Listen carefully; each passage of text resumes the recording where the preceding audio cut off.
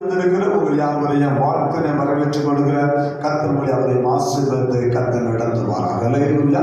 கர்த்தருடைய கிருபை நம்மை தாங்கி நடத்துகிறபடினாலே ஆண்டவருக்கு நடிச்செழுத கடந்த நாட்களில் வெளிப்படுத்த விசேஷத்தை குறித்து நாம் தொடர்ச்சியாக நாம் தியானிக்கும்படியாக பிரியமானவர்களே, அந்த புஸ்தகத்தினுடைய மேன்மை என்ன, ஆண்டவர் எதற்காக அதை நமக்கு தந்தார் என்பதை குறித்து நாம் அறிந்து கொள்ளும்படியாக வரும் காலம் எப்படிப்பட்டதாக இருக்கும் என்பதை கற்றுக்கொள்ளும்படியான ஒரு பெரிய வாக்கியத்தை கர்த்தர் நமக்கு தந்து கொண்டிருக்கிறபடினாலே ஆண்டவருக்கு நான் நடிச்செழுத வருகிற நாட்களே கர்த்தர் நமக்கு ஒரு ஆசீர்வாதம் நாளை கர்த்தர் மாற்றி தருவாராக.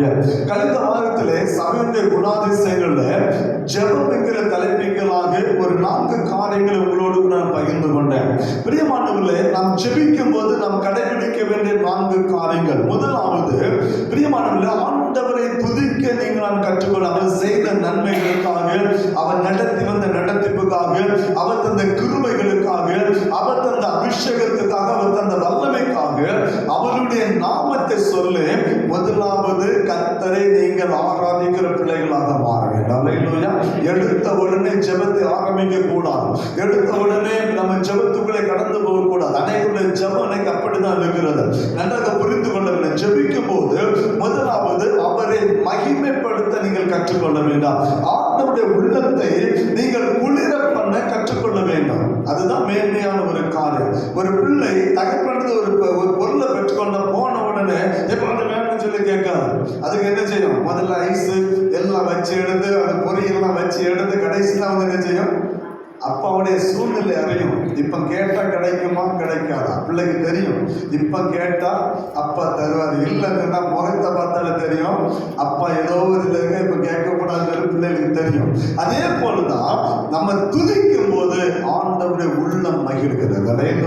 நம்ம ஆராதிக்கும் போது அவர் செய்த நன்மையை சொல்லி அவரை மேன்மைப்படுத்தும் போது அவருடைய உள்ளம் மகிழும். அந்த உள்ளம் மகிழ்ந்த பிற்பாடு நம்முடைய ஜெபத்தை கொண்டு போவதுதான் நமக்கு மேன்மையான ஒரு காரியம். எனவே முதலாவது கர்த்தரை நாம் துதிக்க கற்றுக்கொள்ள வேண்டாம்.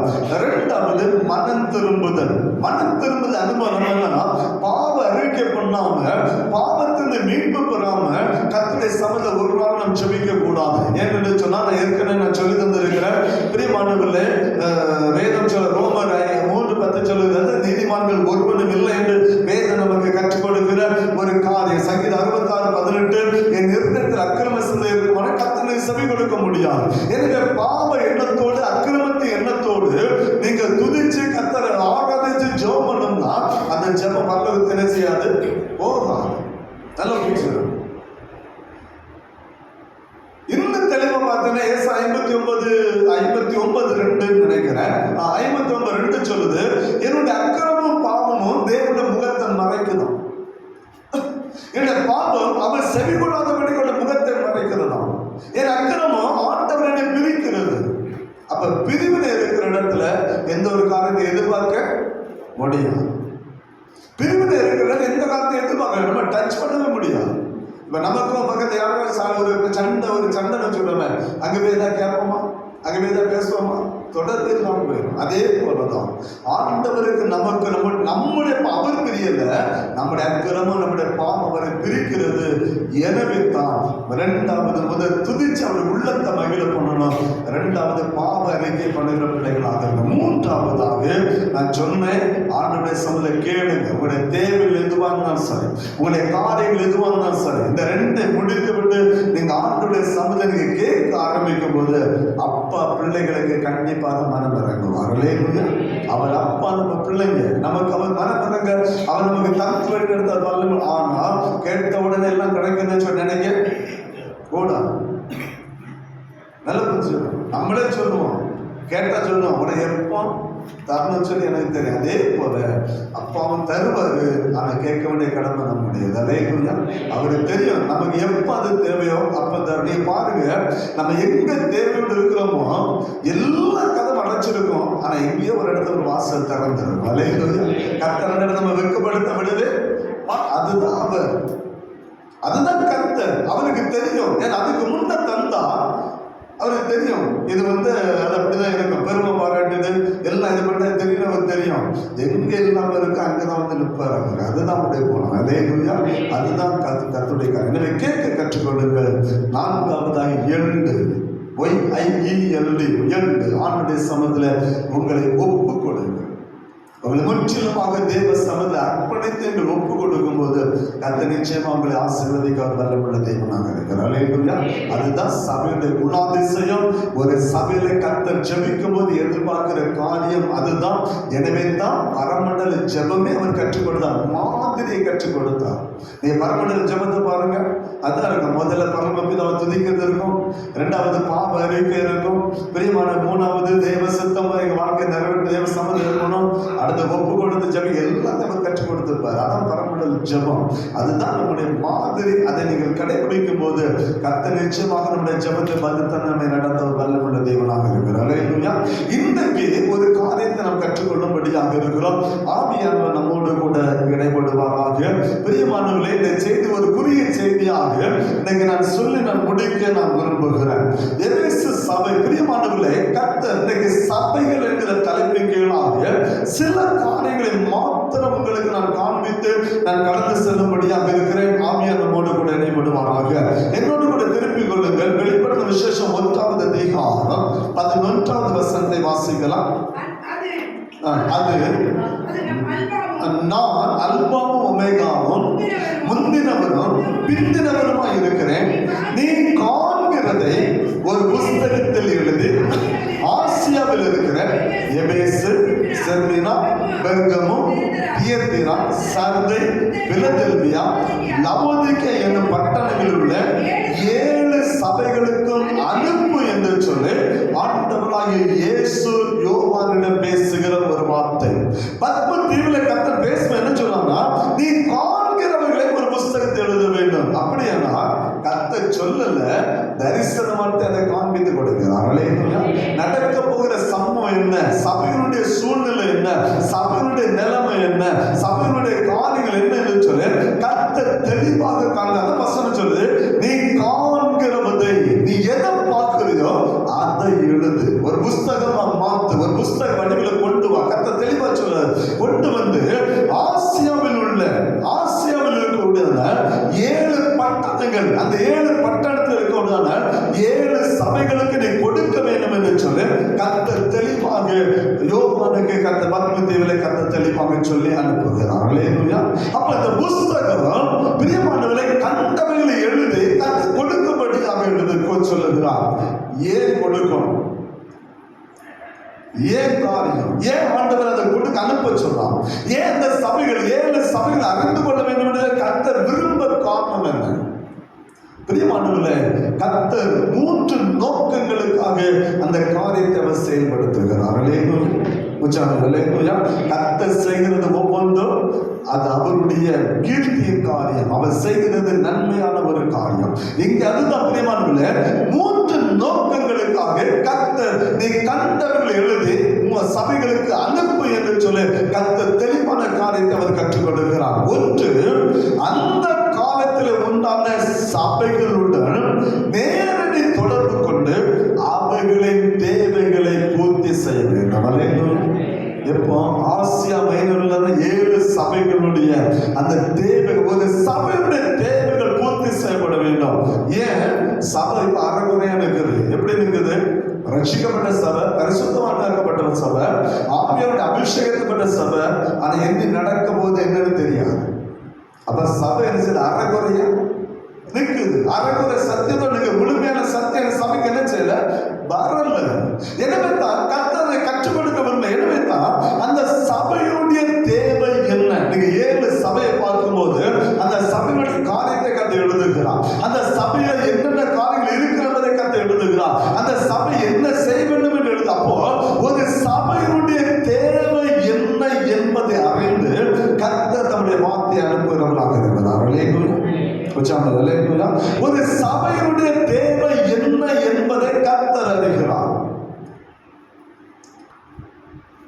நல்ல புரியுது. இந்த காலையிலே நானும் ராகித்த சில காரியங்களை வீட்டில் பேசும்போது அவனோட ஒரு காரியத்தை மட்டும் அவனோட பகிர்ந்து கொண்டேன். என்னன்னு சொன்னா, ஆலயம் என்ன, சபை என்ன சொல்லி ஒரே ஒரு காரியத்தை மட்டும் தான் கற்றுக்கொண்டேன். ஆலயம் தேவனுடைய வீடு. ஆலயம் தேவனுடைய வீடு, சபை அவருடைய மனவாட்டி. அல்லேலூயா. ரெண்டு வித்தியாசம் இருக்குதா இல்லையா? ஆலயம் தேவனுடைய வீடு, சபை அவருடைய மனவாட்டி. எனவே தேவனுடைய வீட்டில, தேவனுடைய ஆலயத்துல, தேவனுடைய வீட்டில மனவாளனும் மனவாட்டி சந்திக்கிற ஒரு மகிமையான ஒரு பாக்கியம் நமக்கு கிடைத்திருக்கிறது. அல்லேலூயா. மனவாளனும் மனவாட்டி சந்திக்கிற இடம் தான் தேவ ஆலயம். ஆலயத்தை குறித்த பக்தி வைராக்கியம் அவருக்கு உண்டு. அல்லேலூயா. சபை குறித்த பக்தி வைராக்கியம் அவருக்கு உண்டு. ஆலயத்தை அற்பமா எண்ணக்கூடாது, சபையை நாம் அற்பமா எண்ணக்கூடாது. ஏன்னா அதான் சொன்னேன், ஆலயம் என்பது அவருடைய வீடு, சபை என்பது அவருடைய மனவாட்டி. மனவாட்டி மனவாளன் இணைகிற இடம் தான் தேவ ஆலயம். அல்லேலூயா. அப்போ மனவாட்டி அவரை சந்திக்கும்படியாக தேவனுடைய வீட்டுக்கு மனவாளனை தேடி வரும்போது, அல்லது நாம் தான் சபை, நாம் ஆண்டவரை தேடி சபைக்குள்ளே வரும்போது மனவாட்டியுடைய தேவை என்ன என்பதை மனவாளன் அறிந்திருக்கிறார். அல்லேலூயா. ஒரு மனவாட்டியுடைய தேவை என்ன, சபையுடைய தேவை என்ன என்பதை அவர் அறிந்திருக்கிறபடினால்தான் அந்த தேவைகளை சந்திக்க அவர் வல்லமையுள்ள தேவனாக இருக்கிறார். அன்றைக்கு ஆசியா மைனருடைய சபைகள் சில குறைகளோடு, சில தேவைகளோடு இருந்தபடினால்தான் கர்த்தர் யோவான் மூலமாக இந்த புஸ்தகத்தை கர்த்தர் எழுதி அனுப்புகிறார். அல்லேலூயா. அல்லேலூயா. அதே போல இந்த சபையும் நம்முடைய தேவைகள் இன்னது என்பதை அவர் அறிந்திருக்கிறார். ஆலயத்தில் வருகிற நம்முடைய காரியங்கள் என்ன என்பதை கர்த்தர் அறிந்திருக்கிறார். நாம் இனி எங்க உருவாக வேண்டும், நாம் எங்கே தவறி நிற்கிறோம், எந்த காரியத்தை புரிந்து கொள்ள வேண்டும் என்று அவர் விரும்புகிறபடினால்தான் தேவ ஆலயத்தில் அவர் வார்த்தை மூலமாக நம்மோடு கூட அவர் பேசிக் கொண்டிருக்கிறார். அல்லேலூயா. அதுதான் அவருடைய முதல் நோக்கம். இரண்டாவது நோக்கம் என்னவென்று சொன்னால், சபையுடைய நிலைமை அறிந்து பிரியமானவர்களே தம்முடைய ஊழியக்காரர் மூலமாக 7 சபைகளுக்கும் அவர் தம்முடைய வார்த்தையை அவர் அனுப்புகிறார். அல்லேலூயா. அல்லேலூயா. இது வந்திருக்கிற எல்லாரும் ஒரே மாதிரி இருக்க மாட்டோம். எல்லாருடைய கேரக்டர் வேற, எல்லாருடைய குணமும் வேற, எல்லாருடைய பரிசுத்தமும் வேற. ரட்சிக்கப்பட்டவங்களும் இருக்கும், ரட்சிக்கப்படாதவங்களும் இருக்கும். கர்த்தர் அறிந்தவங்களும் இருப்போம், கர்த்தர் அறியாதவங்களும் இருப்போம். பரிசுத்தவான்கள் இருப்போம், பரிசுத்தத்தை இழந்தவங்களும் நம்ம இருப்போம். பிரியமானவர்களே, பின்மாறி போனவங்களும் சபைக்குள்ள இருப்போம். கர்த்தர் அந்தந்த மனிதனுடைய நிலைமைகளை கர்த்தர் அறிகிறார். அல்லேலூயா. சபையிலே ஒவ்வொரு மனிதனுடைய நிலைமை அறிகிறார். கர்த்தர் இங்கே வந்து உங்க எல்லாரையும் கர்த்தர் ஆராய்ந்து கொண்டிருக்கிறார். சங்கீதம் 11:4 என்ன சொல்கிறது வாசிக்கலாம். சங்கீதம் 11:4 நமக்கு என்ன கற்றுக் கொடுக்கிறது?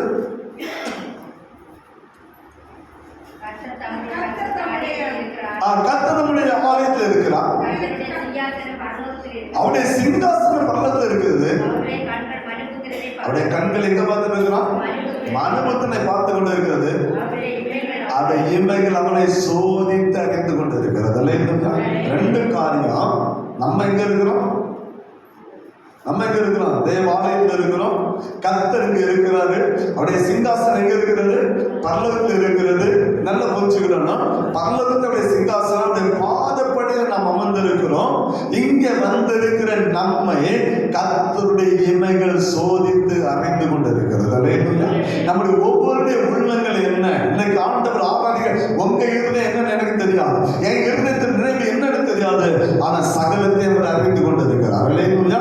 உள்ளே வந்திருக்கிற எல்லாருடைய இருதயங்களை கர்த்தர் ஆராய்ந்து பார்த்து கொண்டிருக்கிறார். உள்ளே வந்திருக்கிற நீங்கள் நானும் எந்த நோக்கத்தோடு வந்திருக்க, என்ன தேவையோடு வந்திருக்கிறோம், எப்படிப்பட்ட குற்ற உணர்வோடு வந்திருக்கிறோம், எப்படிப்பட்ட பாவ உணர்வோடு வந்திருக்கிறோம், எந்த சூழ்நிலை நம்ம இங்க இருக்கிறோம், என்ன செய்து கொண்டிருக்கிறோம், அதை அறிந்திருக்கிறபடினால்தான் வேதம் சொல்லுகிறது, சபையினுடைய நிலைமை அறிந்து அல்லது மனவாட்டியுடைய நிலைமை அறிந்து நம்முடைய ஊழியக்காரர் மூலமாக கர்த்தர் நம்முடைய சத்தியத்தை அனுப்பி அவர் நம்மை குணமாக்குற தேவனாக இருக்கிறார். அல்லேலூயா. அல்லேலூயா. அதுதான் வெளிப்படுத்த விசேஷத்தின் நோக்கம். 7 சபைகளை கர்த்தர் அறிந்தார். 7 சபையுடைய குணங்கள் என்ன என்பதை கர்த்தர் அறிந்திருந்தார். 7 சபையுடைய சூழ்நிலை அறிந்திருந்தார். அந்த சபைக்கு என்ன தேவை என்பதை அறிந்திருந்தபடினால்தான் 7 சபைகளுக்கு கர்த்தர் நம்முடைய வார்த்தையை அவர் அனுப்புகிறார். அல்லேலூயா. அதே போலதான் நம்மை ஆராய்ந்து அறிகிற தேவன் நமக்கு என்ன தேவை என்பதை அவர் அறிந்திருக்கிறபடினால அந்த தேவையை சந்தித்து நம்ம நடத்த கர்த்தர் வல்லமையுள்ள தேவனாக இருக்கிறார். அல்லேலூயா. இது அவருடைய 2வது நோக்கம். 3வது, பிரியமான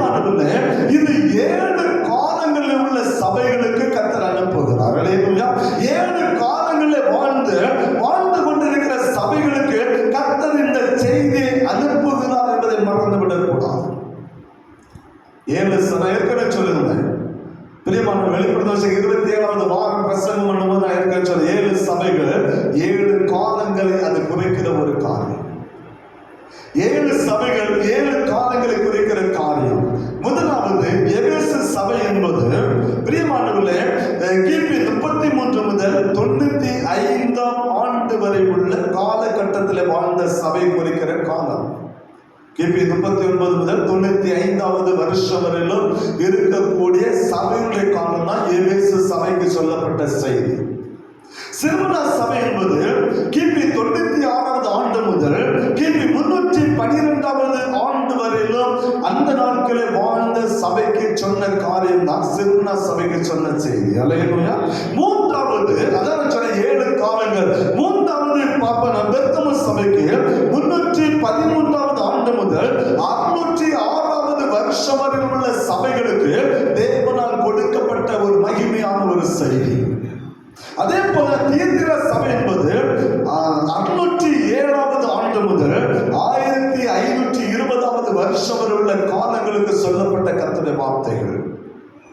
சர்தை சபை என்பது 1521வது வருடம் முதல் 1750வது வருடம் வரை கொடுக்கப்பட்ட வார்த்தை. பிலதெல்பியா சபை என்பது 1751வது ஆண்டு முதல் 2000 வருஷம் உள்ள சபைகளுக்கு சொல்லப்பட்ட வார்த்தை. கடைசி சபை லவோதிக்கா சபை என்பது 2001ஆம் ஆண்டிலிருந்து அவருடைய 2ஆம் வருகை வரை என்னென்ன சபை இருக்கிறதோ அந்தந்த சபைகளுக்கு தேவனால் கொடுக்கப்படுகிற கர்த்தருடைய வார்த்தைகள். அதுதான் சொன்ன 7 சபைகளுக்கு சொல்லப்பட்ட வார்த்தை 7 காலங்களை குறிக்கிற ஒரு மகிமையான ஒரு காரியம். இதுதான் வேதம் நமக்கு கற்றுக் கொடுக்கிற ஒரு பெரிய ஒரு காரியம் என்பதை நீங்கள் புரிந்து கொள்ள வேண்டும்.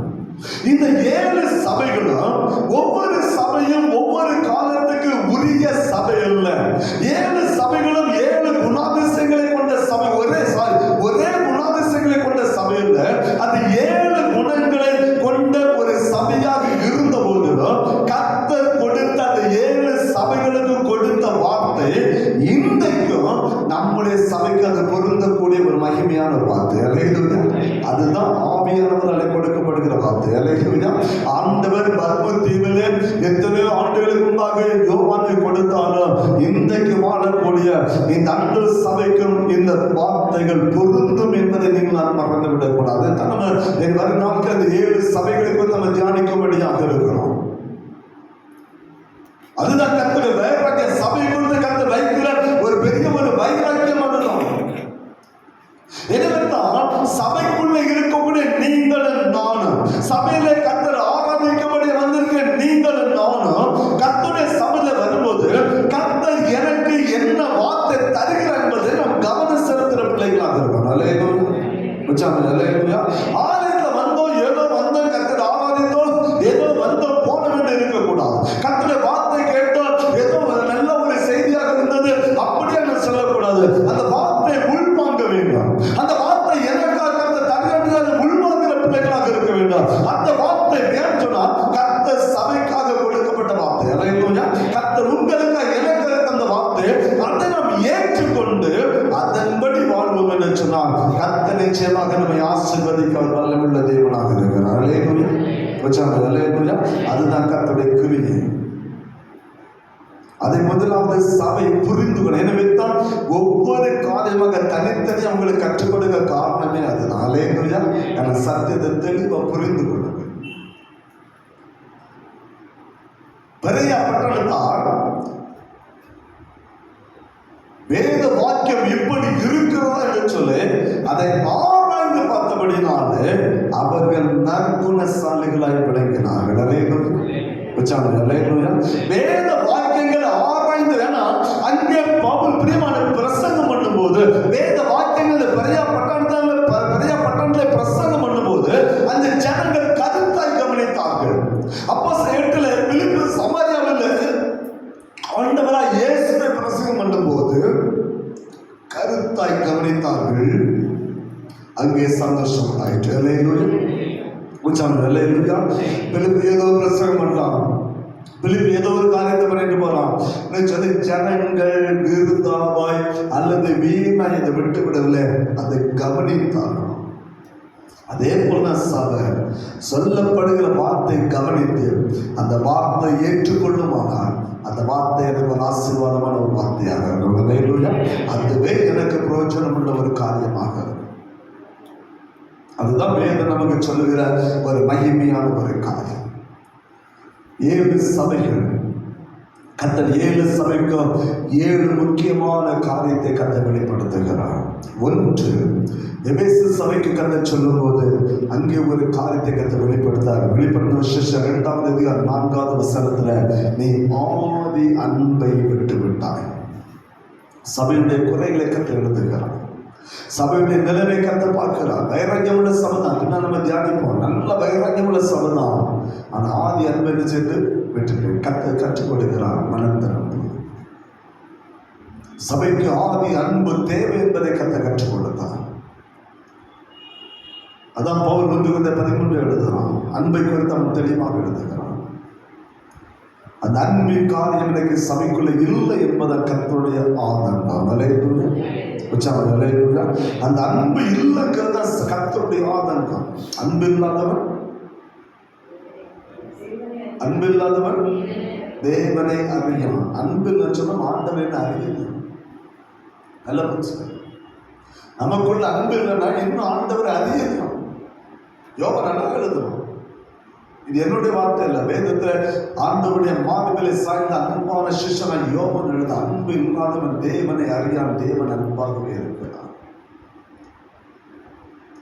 யோசித்து பாருங்க, நம்ம எத்தனை இடத்துல அன்பு செலுத்துறோம்? நம்ம யாருக்கு அன்பா இருக்கிறோம்? ஆண்டவரே என்ன நம்ம அறியணும். பைபிள் கற்றுக் கொடுக்கிற காரியம் தான். அது எல்லாம் தெரியுமானவில்லை, கர்த்த சபையில கண்ட குறை. இல்லையா, சபையில கத்த அந்த குறையை பார்க்கிற, அந்த குறையை மாற்றணும், சபை மாற்றணும். ஆதி அன்பு வெளிப்படும். ஆதி அன்பு இந்த உலகத்துல வரணும். ஆதி அன்பு திருச்சபைக்குள்ள வரணும். அந்த அன்புல சபை வளரணும். அந்த அன்புல சபை பெருகும். பகைகள், விரோதங்கள் அதெல்லாம் வந்து பெரிய மாம்ச கிரியைகள், அதெல்லாம் சத்துருள்ள அந்த உலகத்தில் வந்த காரியங்கள். அவைகள் இருக்குமானால் தேவராஜ்யம் நுழைய முடியும்.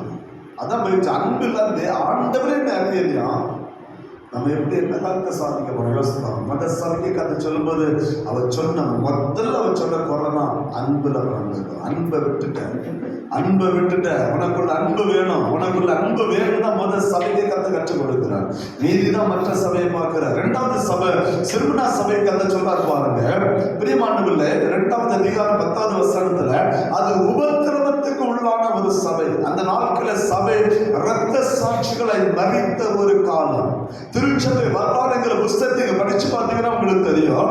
பிரியமானவர்களே, அன்றைக்கு சபை உபத்திரப்பட்டது. ரோம கத்தோலிக்க மக்களாலே அது சபை துன்புறுத்தப்பட்டது. போப்புடைய ஆதிக்கம் அதிகமாக இருந்தபடினால அந்த வாடிக்கையிலிருந்து வந்த புறப்பட்ட அந்த பிரியமான வார்த்தைகள், அந்த சட்டங்கள், அது ஜனங்களை மிகவும் ஒடுக்கக்கூடிய சட்டமாக இருந்தது. அதுல சில காரியங்களை சொல்லித்தாங்க. ஒன்று, பாவ மன்னிப்பு யார் தான் கொடுக்கணும்? ஃபாதர் தான் கொடுக்கணும், மனுஷன் தான் கொடுக்கணும். இன்னைக்கு பார்த்துருக்கீங்களா? ஆர்சி சபை கூட பார்ப்பீங்க. ஒரு இடத்துல ஒரு பலர் இருக்கும், ஃபாதர் இங்கே இருப்பாரு, அந்த சைடு முழங்கால் பண்ணிட்டு என்ன செய்வாங்க, வந்து சொல்லுவாங்க. பார்த்துருக்கீங்களா? பார்த்தது இல்லையா? ஒரு நாள் உங்களை கூப்பிட்டுருப்பாங்க. நம்ம பக்கத்தில் இருக்க ஆர்சி சபை கூட்டுறவங்களை காட்டித்தாங்க. நீங்க பார்ப்பீங்க. பார்த்துட்டு இதெல்லாம் மனுஷன் இதெல்லாம் என்னன்னு கேட்பீங்க. பாவங்களை மன்னிக்கிற அதிகாரம் என் ஆண்டவராக இயேசு மட்டும்தான் உண்டு. எந்த மனுஷனுக்கு அந்த அதிகாரம் கிடையாது. ஆனா அந்த போப்புடைய சட்டப்படி இன்னைக்கு ரோமன் கத்தோலிக்க மக்களை பார்த்தீங்கன்னா அங்க போய் முழங்கால் ஃபாதர்கிட்ட தான் சொல்லுவாங்க. அவங்க செய்த பாவம், ஃபாதர் இந்த பாவத்தை செய்யறேன், இதை செய்யறேன், ஃபாதர் நினைச்சோம்னா அவர் பிதாவிடம் வந்தாடி ஆண்டவர் பாவத்தை மன்னிப்பாருன்னு சிலுவை போட்டு அனுப்பி விடுவார். உடனே இவங்க எங்க பாவம் மன்னிக்கப்படன்னு வெளியே வந்துட்டே இருப்பாங்க. நல்ல புரிச்சுங்க. பாவங்களை மன்னிக்கிற அதிகாரம் அவர் ஒருவருக்கே உரியது. அவரே அதற்காக ரத்தம் சிந்தினார். என்னன்னு புரிஞ்சுக்கிறோம்? எந்த ஒரு மனிதனுக்காகவும் மீடியேட்டராக இருக்கக்கூடாது ஒரே ஒரு ஆளு தான், அது ஆண்டவராக இயேசு மட்டும்தான். உங்களுக்காக எனக்காக பிதாவிடத்தில் பரிந்து பேசுகிற மீடியேட்டர் யாரு தான்? ஆண்டவராகிய இயேசு அவருதான் பிதாவின் வலது பாரசிலிருந்து நமக்காக பரிந்து பேசுகிற தேவனாக இருக்கிறார். அல்லேலூயா. மற்றவங்க நம்ம என்ன சொல்லணும்னா அந்த ஜெபத்தில் அவங்களுக்கு என்ன செய்ய உதவி செய்கிறோம், அவர்களுக்காக நாம் ஒன்றிணைந்து பரலோகத்தின் தேவ நோக்கி நாம் பார்க்கிறோம். அல்லேலூயா. கர்த்தர் அந்த காரியங்கள் நமக்கு என்ன செய்கிறார், வாக்கியம் பண்ணுறார். ஆனா பிதாவுக்கு நமக்கு இடையில மீடியேட்டர் யார்தான்? யார்தான்? இயேசு மட்டும்தான். நம்ம விண்ணப்பத்தை எங்க கொண்டு போறோம்? இயேசுவின் மூலமா தான் கொண்டு போறோமே தவிர நம்ம டைரக்டா பிதாவிட்ட விண்ணப்பத்தை கொண்டு போக முடியாது. அல்லேலூயா. நம்ம தான் சொல்றோம், இயேசுவின் நாமத்தினால ஜெபிக்கிறோம் எங்கள் ஜீவனுள்ள நல்ல பிதா. இயேசுவின் நாமத்தினால அவர் தான் நமக்கு மீடியேட்டர். ஆனா இன்னைக்கு ரோமன் கத்தோலிக்க சபை பார்த்தீங்கன்னா ஃபாதர் தான் மீடியேட்டர். எனவே பிரியமானவர்களே, மார்ட்டின் லூதர் கிங் என்ற ஒரு மனிதனை கர்த்தர் எழுப்பினார். அவர் மூலமாக 72 சட்டங்கள் வெளியே கர்த்தர் கொண்டு வர ஆரம்பித்தார். அங்கே இருக்கக்கூடிய காரியங்களை மாற்றி வேதத்தின் மூலமாக 72 சட்டங்களை கொண்டு வர ஆரம்பித்தார். அந்த 72 சட்டங்களும் உலகம் முழுவதும் பரப்ப ஆரம்பித்தது. அதற்கு பிற்பாடு எழுப்பினதான் புரோட்டஸ்டன்ட் சபை, ஆவிக்குரிய சபை. கர்த்தர் அதுக்கு பிற்பாடு சபையில் எழுப்புதலை கொண்டு வர ஆரம்பிச்சாரு. எனவே ரோமன் கத்தோலிக்க சபையினுடைய அந்த போப்புனுடைய அந்த சட்டத்தை மீறின ஒவ்வொரு ஜனங்களையும் பிரியமான அன்றைக்கு இருந்த போப்புடைய தலைமை இந்த குழுக்கள் அது இரத்த சாட்சிகளாய் மாற்றினது. சபை வரலாறுங்கிற புஸ்தகம் வேண்டாம் தாரையை படிச்சு பார்த்தீங்கன்னா உங்களுக்கு தெரியும். நீங்க நினைப்பீங்க கிறிஸ்தவத்துக்கு முதல் ஏறிய வேற யாரும் அவங்க இவங்க சொல்லுங்க. இல்ல, முதல்ல நமக்கு நின்னது அவங்க தான் நின்னாங்க. அவங்க சட்டத்தை மீறிட்டோம் சொல்றோம். எனவே தான் கிறிஸ்தவர்கள் கொலை செய்யப்பட்டார்கள் அந்த இரத்த சாட்சியின் காலம். எனவே தான் கர்த்தர் சிறுமனா சபைக்கு சொன்னாரு, உபத்திரவ காலத்தில் எழுதின சபை சிறுமனா சபை. பெரிய உபத்திரவத்தை சந்தித்த ஒரு காலம். வெளிப்பாடு 2:10 அதுதான் நமக்கு சொல்லுகிறது. மூன்றாவது பெர்கமு சபை. பெர்கமு சபைக்கு சொல்லும் போது அது மனம் திரும்ப வேண்டிய சபை என்று கர்த்தர் எழுதுகிறார். அநேக பாவங்கள், அநேக அக்கிரமங்கள், தேவனுக்கு பிரியமில்லாத சகல காரியம் அந்த சபைக்குள். வெளிப்பாடு 2ஆம் அதிகாரம் 16ஆம் 15ஆம் வசனத்தை படிச்சு பார்த்தீங்கன்னா உங்களுக்கு தெரியும். அங்க அநேக பாவ கிரியைகள் பிள்ளையாமுடைய வார்த்தைக்கு அது செவி கொடுத்தது. பிரியமானவர்களே, ஜனங்கள் வேசித்தனம் விபச்சாரத்துக்குள்ள கடந்து போன ஒரு சபை, பாவ கிரியைகளுக்குள்ள இந்த சபை. நீங்க பாத்தீங்கன்னா 1 கொரிந்தியர் 5ஆம் அதிகாரத்தை வீட்டுல படிச்சு பாருங்க உங்களுக்கு தெரியும். பிரியமானவர்களே, சபைதான் நல்ல புரிஞ்சுக்கிறோம். சபைதான் தன்னை பெற்றெடுத்த தாயோடு அது விபச்சாரம் என்று பவுல் எழுதுகிறார். வாசிக்கிறோம் 1 கொரிந்தியர் 5ஆம் அதிகாரம் 1ஆம் வசனத்தை வாசிக்கிறோம். உங்களுக்குள்ளே சொல்லப்படுகிறது, ஒருவன் தன் தகப்பனுடைய மனைவியை வைத்துக் கொண்டிருக்காங்க. அஞ்ஞானிகளுக்குள்ள அந்த பழக்கம் எங்க இருந்துச்சு? சொல்லப்படாத அஞ்ஞானிகளுக்குள்ள இல்லாத பழக்கம் சபைக்குள்ள இருந்துச்சு. அதுதான் கர்த்தர் பிரியமான பெர்கமு சபைக்கு எழுதுன கர்த்தர் எழுதுகிறார். சபையுடைய சூழ்நிலை. எனவே கர்த்தர் அது மனம் திரும்ப வேண்டும் என்று கர்த்தர் கற்றுக் கொடுக்கிறார். தியத்திர சபை அது கள்ள தீர்க்கதரிசிகளுக்கு பெயர் கொண்ட ஒரு சபை. நீங்க வாசித்தீங்கன்னா உங்களுக்கு தெரியும். 2ஆம் அதிகாரம் 20ஆம் வசனம் அது கள்ள தீர்க்கதரிசிகளுக்கு அதை அர்ப்பணித்த சபையாக இருந்தபடினால அப்படிப்பட்ட கிரியைகளுக்கு அது வெளியே வர வேண்டும் என்று கர்த்தர் எழுதுகிறார். சர்தை சபையை பார்க்கும்போது அது ஆழ்ந்த நித்திரையில் இருந்த சபை, ஜெபிக்க சோம்பேறித்தனமான சபை, நித்திரை, எப்ப பார்த்தாலும் தூங்கணும், கர்த்தரை தேட மனமே இல்லை. கர்த்தருடைய சமூக வரமனம் இல்லை. கதைகளுடைய காரியம் தான். கோயில் சொன்னாலே சிலருக்கு அலர்ஜியா இருக்கும். ஆலயம் சொன்னாலே சிலருக்கு எப்படி இருக்கும்? அலர்ஜி. கோயில பார்க்கவே முடியாது. ஆனா எல்லாரும் ஊர் சுத்துவாங்க. ஞாயிற்றுக்கிழமை எங்க போனாலும் என்ன செய்வாங்க? எங்க வேணா ஊர் சுத்துவாங்க. கோயில் சொன்னா அவங்களுக்கு அலர்ஜி. நல்ல புரிஞ்சு ஆண்டவர் கற்றுக் கொடுக்கிறார். அதான் சொன்னாரு, அயர்ந்த நித்திரையில் ஆழ்ந்து போன ஒரு சபை. கர்த்தர் அந்த சபையை தட்டி எழுப்புறாரு. அந்த சபையை கர்த்தர் என்ன செய்றாரு? தட்டி எழுப்புறாரு. இல்லை, நீ தூங்காத, எழுந்து அனல் மூட்டு, அனல் மூட்டு. கர்த்தர் தட்டி எழுப்புகிற சபைதான் சந்தை சபை என்பதை மறந்து விடக்கூடாது. அடுத்தது பிலதெல்பியா சபை, அது பொறுமையோடு காத்திருந்த ஒரு சபை. என் ஆண்டவருடைய வருகைக்காக காத்திருந்த சபை. அல்லேலூயா. பாடுகள், நிந்தனைகள், கவலைகள், கஷ்டங்கள் எல்லாம் வந்த போதிலும் தேவ சபையில் அது பொறுமையோடு காத்திருந்த கர்த்தருடைய கிருபைக்காக, கர்த்தருடைய அபிஷேகத்துக்காக அதான் சொன்னேன், கர்த்தருடைய கிருபைக்காக காத்திருந்த சபை, கர்த்தருடைய அபிஷேகத்தை காத்து. அதுதான் ஆரம்ப கால ஆதி திருச்சபைகள். அல்லேலூயா.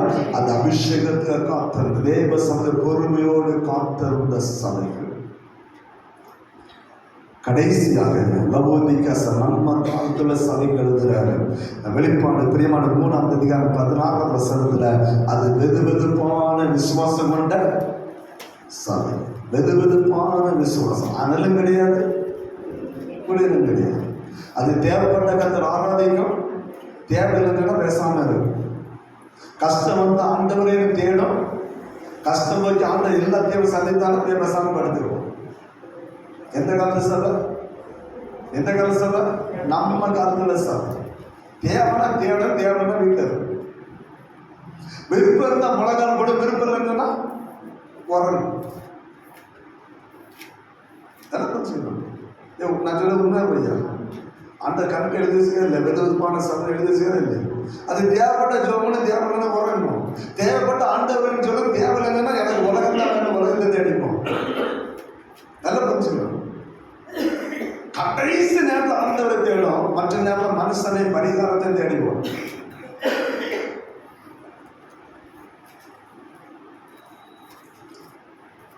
நல்ல புரிஞ்சுக்கணும். இந்த காலத்து சபை கத்த தெளிவுபடுது. அது வெது வெதுப்பான சபை, ஒன்றும் கிடையாது, ஆவியும் கிடையாது, அண்ணலும் கிடையாது. அதனால நம்ம சபையில் ஆவி அண்ணல் இல்லாத சபைன்னு சொல்ல காரணமே தான். இது ஒன்றுக்கும் சேராது, அங்கேயும் சேராது, இங்கேயும் சேராது. நல்ல புரிஞ்சுக்கணும். அது அங்கேயும் சேராது, இங்கேயும் சேராது.